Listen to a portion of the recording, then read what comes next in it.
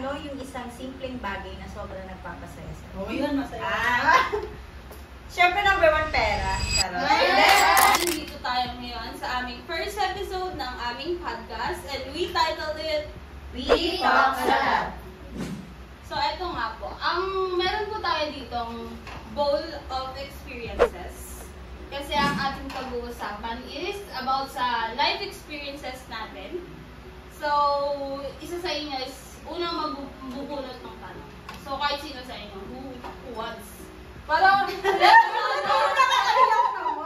bulot na yun, ano, mababaw na. Oh my God. Hindi. Okay. Ano yung isang simpleng bagay na sobrang nagpapasaya sa'yo? Oo, yun, masaya. Siyempre, number 1, pera. Diba? Hindi, pero yung seryoso, yung baby ko, yung anak. Wow. Siya yung nagbibigay ng lakas sa akin. Parang kailangan na ng Pagpatuloy. tissue dito. Oo, kasi, hindi, yun naman talaga, simula kasi nung dumating sa akin yun, parang feeling ko,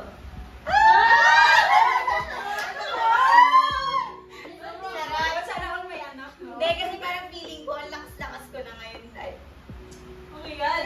Kailangan natin ng tissue dito, guys. wala na, ayoko na, So, dahil onti lang po ang aming mga tanungan. At para may thrill, magdadagdag ako ng question. Ikaw. Hindi. question yun para sa Hindi, mga sa ating lahat. Sa ating lahat. Question number 1. Okay. Ano, natry nyo na ba mag-cheat? Ay, NBS. Ay, ako hindi. NBSB. Ikaw? Ako in ano ba yan? In what form? Sa Kahit saan, Relationship pa, pa, or sa relationship. Baka sa quiz yan. Ay, wag naman. Yes, mo. Yes, Naman. naman. Hindi na. Sa relationship, natry nyo Sa akin, No. ako laging niloloko. Oh! Yes, oo, totoo yan. Ako wala pa. Wala pang experience dyan. Hindi kami na. Hindi kami na. Parang ano ko sa akin. Ano ako sa pag-aaral. Focus lang. Kasi parang ayun na yung sabi ko kanina. Na parang parang gusto ko mabalik yung Kaya parang Ilan taon ka na? Mga Ilan taon ka na? 19 na. Pinarata. Gusto niya may Sa masok baby sa girl kasi, baby girl. ano? Masok sa para. So parang focus lang ako sa pag-aaral muna. Yun lang. Yes. Pero minsan din masarap din yung experience, yung ma-experience mo yun. Mag-cheat? Uy, Ako mag-cheat na. Hindi pa naman ako Kilig-kilig nakaranas. ba? Kilig-kilig ba? Hindi pa ako nakaraan. Parang Kasi first boyfriend ko siya eh. Mas hindi kasama ko. Ako talaga. First Oh my boyfriend. God! Sana all! Oo. Sana all naman! Ano din yung First boyfriend na eh. Ay, parang hindi yung gusto ko. Ay! Gusto mo rin? Parang gusto ko din. Magpaalam mo muna sa ano mo. Parang date to marry na. Parang Yes.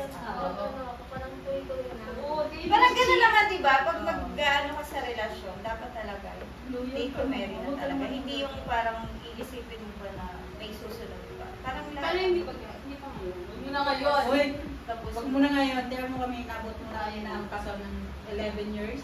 Oh my God, no? 11 years. Bago ako kinasal. Loyal mo naman. Ay, yun. kinalanin mo muna. Yes, the prayer naman. Grabe yung mga prayer mo. Kasi mag-pray na ako kada gabi. Bigyan niyo po. Sino na? Ako din ay nabit. Uy. Kasi parang, siguro. Parang kamo na lang. Hindi, ang pangit kasi ng ano ko eh, ng idea ko sa mga cheater. So parang kung ako gagawa nun, anong pinagawa mo sa Boy, iba? di ba? Wala pa kasi. Tsaka pag Sure? babae ka, Grabe yung sure mo. wala pa po akong chinit. Kasi wala pa siyang Ikaw. Kasi, ay! Bad yun. Eto. Ay, meron pa? May nag-cheat mo kasi. Ako nga lagi niloloko, di ba? Yun yung yung tatay ng anak ko. So, nung nabuntis na ako, akala ko, kami na talaga. Siyempre, yun na yung idea ko nung nabuntis ako, akala ko. Kami na talaga, magbubuo na ng pamilya. Kaso nung nanganak ako, 2 weeks after kong manganak, Doon ko nalaman, may iba siyang babae. And, buntis girl! Boom! Oy! Ang gagawin ko ba ikaw yun? Buntis na. Babalilig ka na sana. 2 weeks pa lang ako nanganganak. 2 weeks pa lang ako nanganak. Tapos, doon ko nalaman. So, syempre, Grabe naman yung... oo.